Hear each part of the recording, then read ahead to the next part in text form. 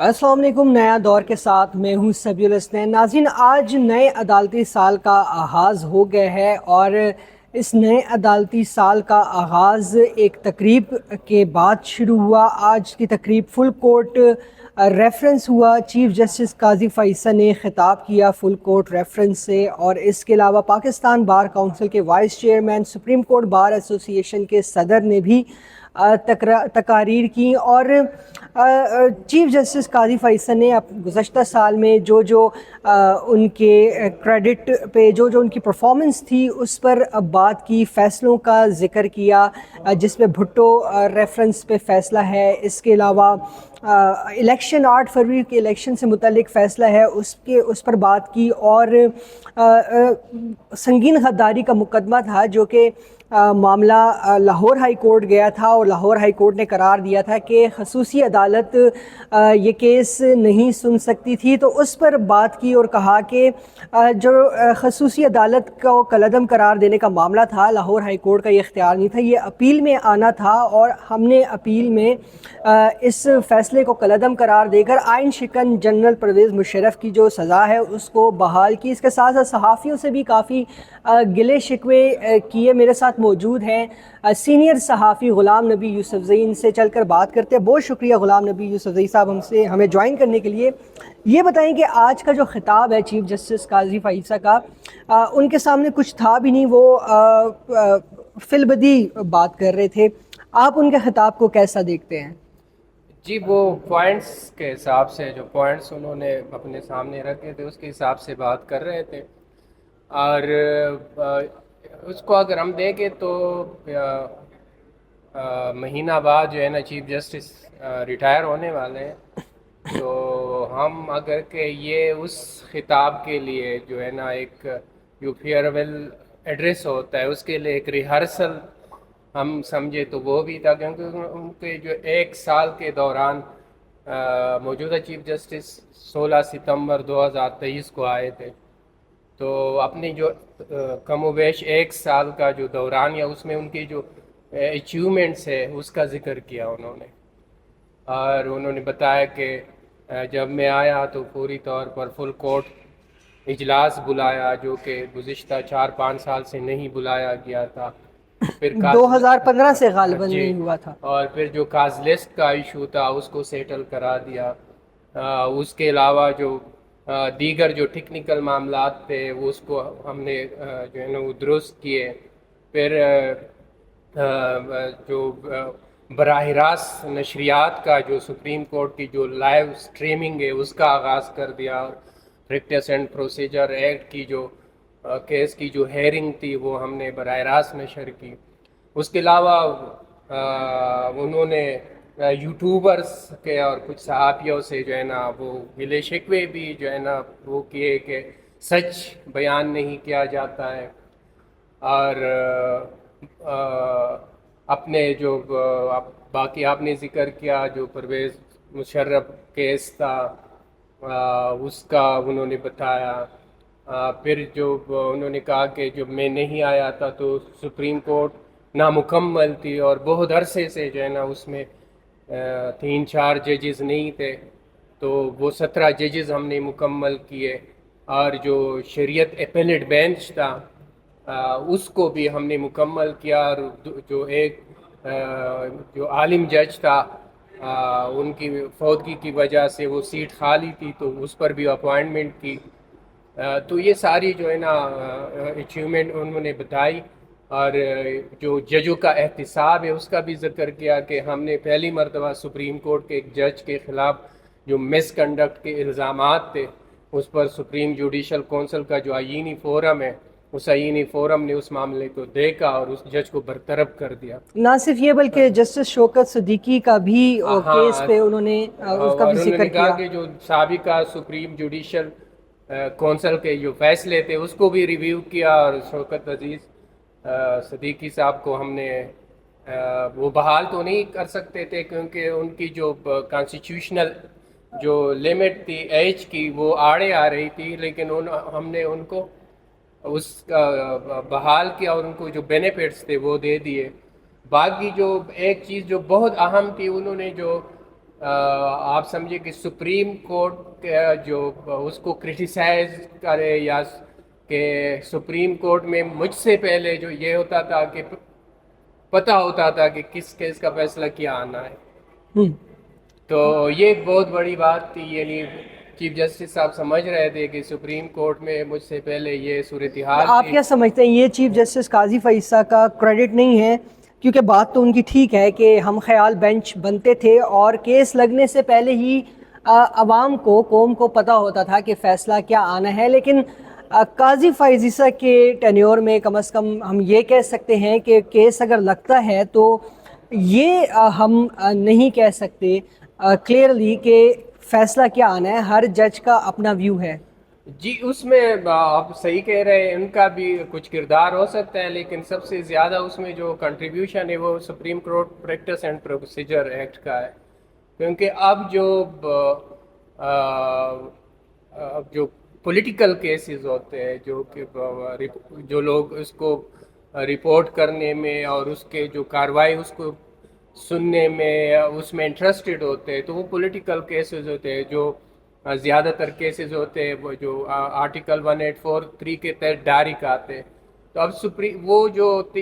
Cases ہے اب وہ چیف جسٹس کے اس میں نہیں رہے. اس کے لیے بینچ جو ہے نا بننا، یہ سارا جو ہے نا کمیٹی کے پاس ہے. کمیٹی نے بینچ بنانا ہوتا ہے. تو یہ جو ہے نا جو عام اپیلیں ہیں یا جو کہ چیف جسٹس کے اس میں ڈسکریشن پر ہے، تو اس میں آپ کہہ سکتے ہیں کہ اب یہ ہوتا ہے کہ انہوں نے بتا بھی دیا کہ اب چیف جسٹس اب کاز لسٹ نہیں، اس کو دیکھتا بھی نہیں. وہ رجسٹرار نے ہم، اس کے وہ کیس سارا کے اس پروسیس کے کرنا ہے انہوں نے. سیکوینس سے اور اس سے بینچ میں جو ہے نا اس کو مقرر کرنا ہوتا ہے. تو اینی ہاؤ ہم کہہ سکتے ہیں کہ کچھ چیزیں جو ہے نا بہتر ہوئی چیف ہے. جسٹس قاضی فائصہ کے ٹینیور میں کافی ان کے کریڈٹ پہ چیزیں ہیں اور کافی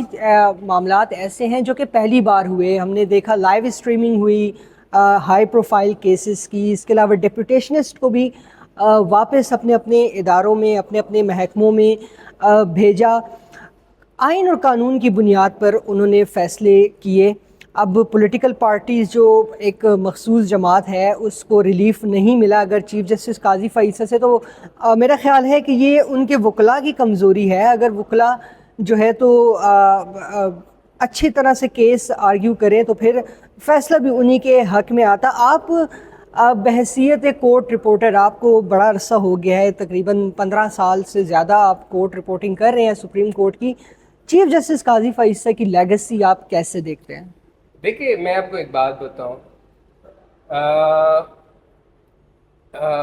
جو پریجوڈس کا جو کانسیپٹ ہے، تو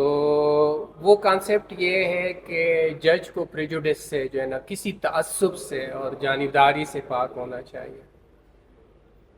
تو جو سابق پرائم منسٹر ہے ان سے یا ان کی پارٹی سے ریلیٹڈ جو کیسز ہیں نا،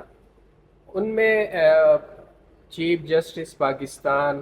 جسٹس قاضی فائزیسا کو نہیں بیٹھنا چاہیے تھا. تو یہ چیزیں ہیں جس کی وجہ سے اگر ان محترم چیف جسٹس صاحب پر کرٹیسائز ہوگی، تنقید ہوگی، اور تو یہ وہ کیسز ہیں جو کہ پی ٹی آئی اور اس کے جو فاؤنڈر ہے ان کے حوالے سے جو کیسز ہیں اس میں جو بیٹھنا ہے، خصوصاً وہ کیس جو کہ انتخابی نشان سے متعلق تھا. تو ایک تو آپ نے دیکھا کہ لیٹ اور جو ہے نا اس کیس کو سنا گیا، پھر اس کو جو ہے نا جو پشاور ہائی کورٹ کی جو ججمنٹ تھی وہ کالعدم کر دی گئی. تو یہ بھی ہو سکتا تھا کہ یہ کیس، یہ اپیل جو تھی، یہ الیکشن کے بعد بھی سنا جا سکتا تھا، لیکن آپ یہ بھی دیکھیں اور کہ یہ کسی اور بینچ میں بھی جو ہے نا تو اس کو پوری طور پر سننا، پھر خود بیٹھنا، تو یہ جو چیزیں ہیں نا اس سے ایک پہلو نکلتا ہے. لیکن انتخابات کا مطالبہ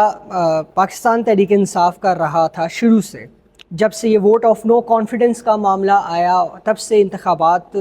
عام انتخابات کا مطالبہ رہا. لیکن لاہور ہائی کورٹ میں ایک درخواست جاتی ہے آروز کے معاملے پر اور لاہور ہائی کورٹ ایک فیصلہ دیتی ہے جس کے بعد یہ ایک اپریہنشن بنتی ہے کہ الیکشن جو ہے وہ تاخیر کا شکار ہو جائیں گے کیونکہ آروز کی اپوائنٹمنٹ کا معاملہ تھا. بیوروکریسی سے آروز پاکستان تحریک انصاف نہیں چاہ رہی تھی, جوڈیشری سے چاہ رہی تھی, اور اس کو ایک یہ تاثر بھی اس سے ملا کہ شاید اب پاکستان تحریک انصاف ہی الیکشن سے بھاگ رہی ہے. تو پھر چیف جسٹس قاضی فائزہ نے شام کے وقت عدالت لگائی. لاہور ہائی کورٹ کا فیصلہ جو ہے اس کو معطل کیا, کالعدم کیا, اور اس طرح الیکشن ممکن ہو پائے 8 فروری کو. تو یہ پہلو بھی تو ہے کہ چیف جسٹس قاضی فائزہ نے تحریک انصاف کا دیرینہ مطالبہ پورا کروایا. جی نو ڈاؤٹ, اس میں کوئی شک نہیں ہے کہ الیکشن کے انعقاد میں سپریم کورٹ کا جو ججمنٹ تھا وہ کروشل تھا, کیونکہ ہونا تو یہی چاہیے تھا, اور جو ججمنٹ میں لکھا بھی ہے کہ جو اس کے اسٹیک ہولڈر ہے, جو کانسٹیٹیوشنل اسٹیک ہولڈر ہے الیکشن کمیشن اور پریزیڈنٹ, وہ آپس میں جو ہے نا بیٹھ کے ایک ڈٹرمن کرتے ڈیٹ کا کہ اسی تاریخ پر ہونے ہیں. تو اس میں کوئی شک نہیں ہے اس کو ہم, لیکن میں جس کیس کی بات کروں جس پر ان کی کرٹیسزم بہت زیادہ, الیکشن سمبل والا تو کیس, وہ انتخابی نشان والا کیس ہے کہ اس سے جو ہے نا, اس میں یہ تو اور بات ہے کہ جو ووٹرز تھے انہوں نے اور طریقے سے ریئیکٹ کیا, لیکن یہ ہے کہ اسی ججمنٹ کی بیس پر جو ہے نا الیکشن کمیشن نے جو پی ٹی آئی کے امیدوار تھے ان کو آزاد ڈکلیئر کیا. پھر اس کے نتیجے میں جو مخصوص نشستوں کا تھیں معاملہ وہ ہے, اس سے جو ہے نا پی ٹی آئی محروم ہو گئی, اور اس کے نتیجے میں پھر آپ نے دیکھا کہ عدالت کے جو وقت بھی ضائع ہوا اسی کیس کو سننے پہ, اور جو وسائل تھے وہ بھی ضائع ہوئے. تو میرے خیال میں جو کچھ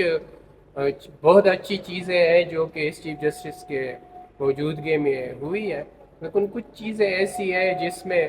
اگر یہ چیف جسٹس اس کو, ہم یہ نہیں کہیں گے کہ ایگو کا مسئلہ تھا یا کوئی اور, کیونکہ جج آزاد ہوتا ہے, آپ جج کو نہیں کہہ سکتے کہ آپ نے یہ سننا ہے یا نہیں سننا,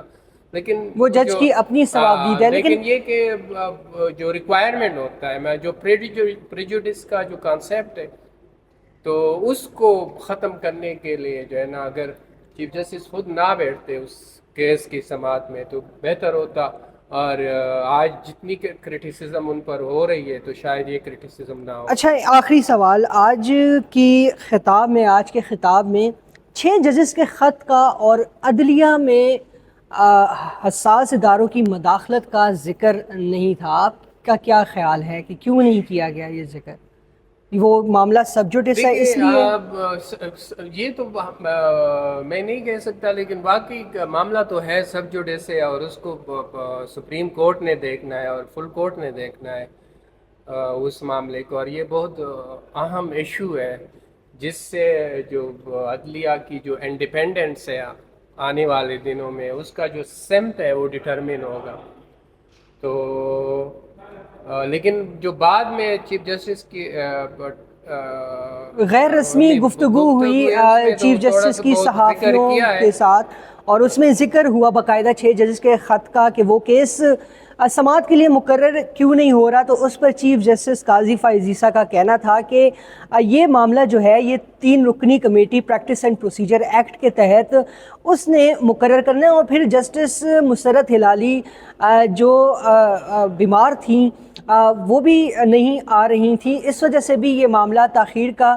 شکار ہوتا رہا. لیکن سب سے جو اہم اب بات آج کی غیر رسمی گفتگو میں ہوئی وہ یہ کہ چیف جسٹس قاضی فائزہ نے کیٹیگوریکلی بتا دیا کہ اگر تو ایکسٹینشن کے معاملے پہ قانون سازی ہوتی بھی ہے تب بھی وہ ایکسٹینشن نہیں لیں گے. جی بالکل, میرے خیال میں یہ فل کورٹ جو آج تھا اس میں ان کو یہ واضح طور پر کہہ دینا چاہیے تھا, اور یہ جو 1 مہینے 2 مہینے سے جو بلاگز ہیں اور وہ جو YouTube ویلاگز کے، ہیں ہاں۔ اور یہ ساری چیزیں نا، یہ چیزیں ان چیزوں کو قیاس آرائیوں کو ختم کرنے کے لیے ضروری تھا کہ چیف جسٹس ایک واضح موقف کے سامنے آتے کہ نہ میں، جس طرح آج انہوں نے غیر رسمی گفتگو میں کہا ہے کہ نہ میں انٹرسٹڈ ہوں اور اگر قانون بنے تو میں نہیں لوں گا، تو اس طرح کا واضح موقف پہلے سے آ جاتا تو یہ جو اتنا بہت کچھ ہوا سوشل میڈیا پر، اور تو یہ جو ہے نا یہ چیزیں نہ ہوتی۔ بہت شکریہ غلام نبی یوسفزئی صاحب۔ تو ناظرین، آج چیف جسٹس قاضی فیصل نے صحافیوں سے شکوہ کرتے ہوئے یہ کہا کہ سچ پر مبنی آپ تبصرے کریں، مفروضوں کی بنیاد پر نہ کریں، اور ساتھ ہی ساتھ غیر رسمی گفتگو میں ایکسٹینشن کے معاملے پر اپنا واضح پیغام دیا ہے، واضح موقف دیا ہے۔ لیکن اگر 11th آور میں ان کی ریٹائرمنٹ کے دنوں میں، ریٹائرمنٹ سے کچھ دن پہلے اگر تو ایسی کوئی قانون سازی ہوتی ہے تو پارلیمان کا اختیار ہے، پارلیمان کر سکتی ہے قانون سازی۔ دیکھنا یہ ہے کہ چیف جسٹس قاضی فیصل جو کہ پارلیمان کی سپریمیسی اور پارلیمان کی قانون سازی کے پریروگیٹو کو ہمیشہ پریورٹی دیتے ہیں، پھر اس صورت میں وہ کیا کرتے ہیں۔ فی الوقت کے لیے اتنا ہی، اللہ حافظ۔